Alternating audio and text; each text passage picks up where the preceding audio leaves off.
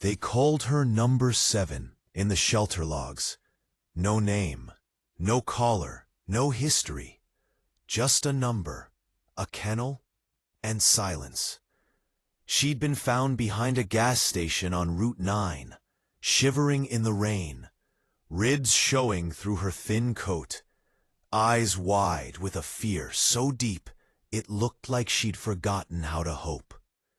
She didn't bark when they picked her up, didn't growl, just curled into herself like she was trying to disappear.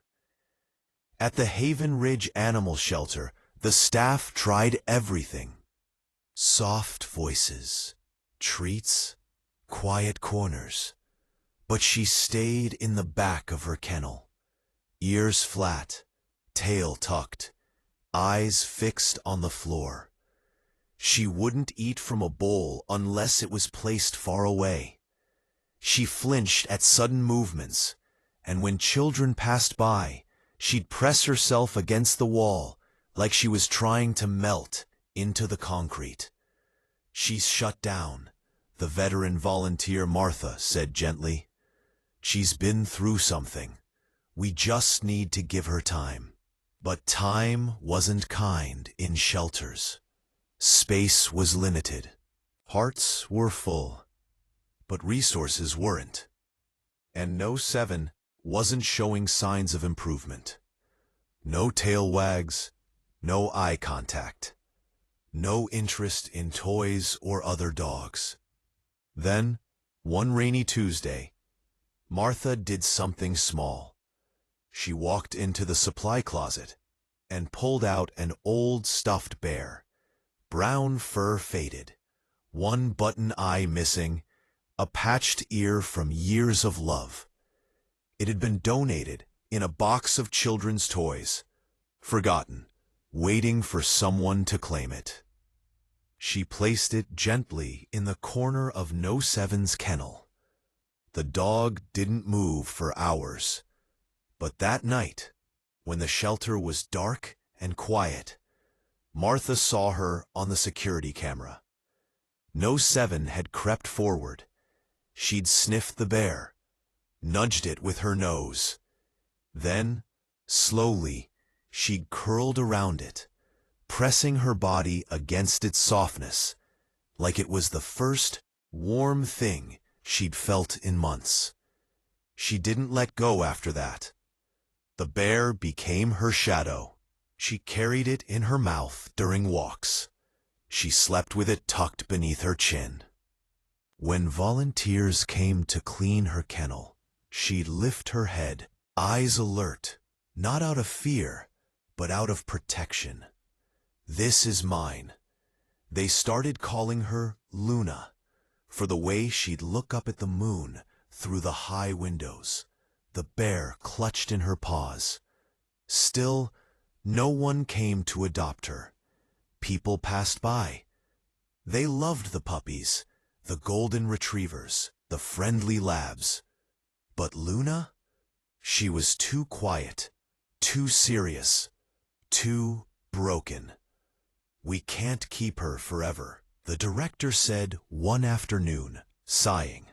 "She needs a real home." Martha nodded, heart heavy. "I know, but she's not ready to leave him." "Him?" "The bear." The director frowned. "It's just a toy." But Martha knew better. Then came the day everything changed. A woman named Claire walked in. She wasn't looking for a dog, not really. She'd just lost her own, a gentle boxer named Duke, and the silence in her house had grown too loud to bear. She'd come to the shelter just to see, she said, maybe volunteer. She walked past the kennels slowly, pausing at each one. She smiled at the eager pups, patted the calm seniors. But when she reached Kennel 7, she stopped. Luna was lying in the center of the floor, the bear held gently between her paws. She didn't look up, didn't move, but her ears twitched. Claire crouched. "Hi, sweetheart," she whispered. Luna lifted her head, just an inch. Her eyes met Claire's, deep brown, tired, but not empty. And in them, Claire saw something she recognized. Grief. "I know," Claire said softly. "I miss him too." She sat on the floor outside the kennel. Didn't reach in. Didn't try to force anything. Just sat and waited. 10 minutes passed. Then 20. Then Luna stood. She picked up the bear in her mouth, carried it to the gate, and sat down, looking at Claire. Tears filled Claire's eyes. "Is that your friend?" Luna blinked. Claire turned to Martha. "I'd like to meet her."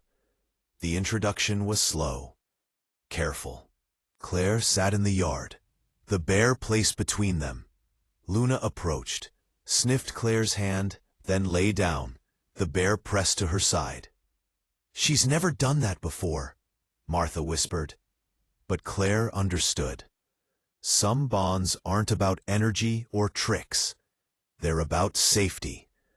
About finding someone who doesn't ask you to be louder, brighter, or braver. Just seen.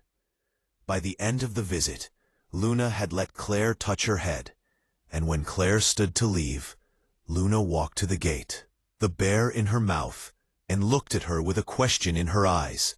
"Will you come back?" "I will," Claire promised.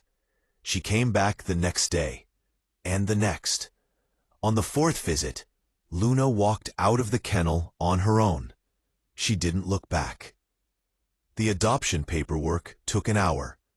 As they walked to the car, Luna carried the bear in her mouth, eyes wide at the open sky, the trees, the world beyond the shelter walls.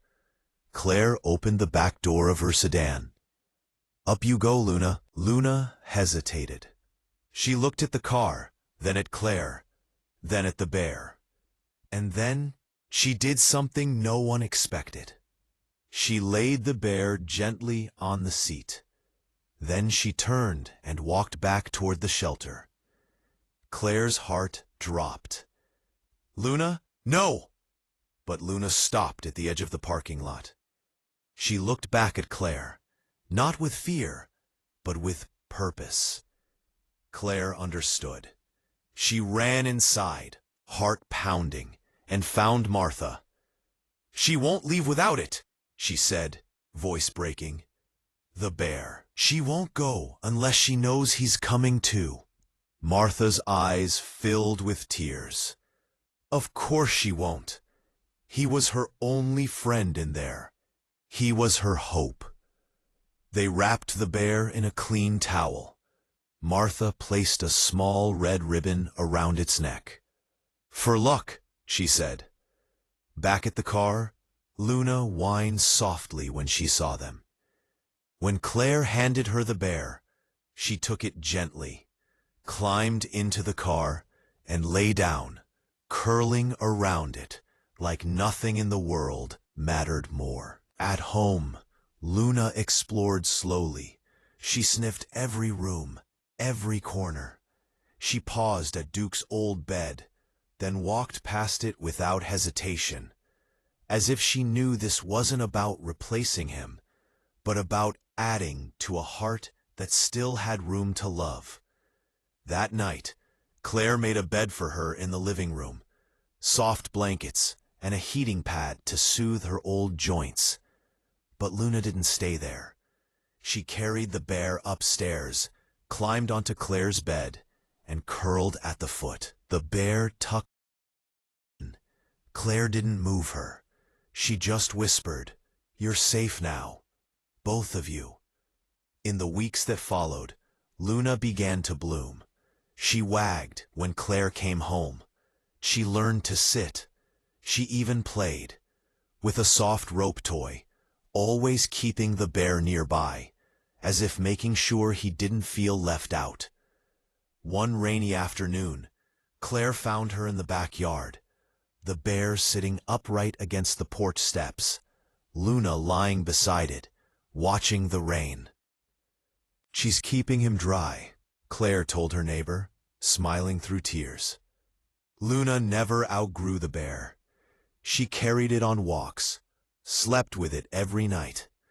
When thunderstorms rolled in, she'd press her body around it like she was shielding it from the noise. And Claire never asked her to let go, because she knew that bear hadn't just been a toy. It had been a promise, a silent vow that even in the darkest kennel, even in the loneliest hour, she wasn't alone. And now, in a warm house with a woman who understood silence, Luna could finally be still. Not because she was broken, but because she was home. Years later, they'd still be seen walking through the neighborhood. Luna, gray-muzzled but proud, and her bear, now threadbare and missing its second eye, riding gently in her mouth. People would smile, children would wave, and Claire would always say the same thing when asked about the bear. That's not just a toy, that's the friend who waited with her, until someone finally came to take them both home. Because sometimes the smallest acts of love, a stuffed bear in a cold kennel, are the ones that save us all.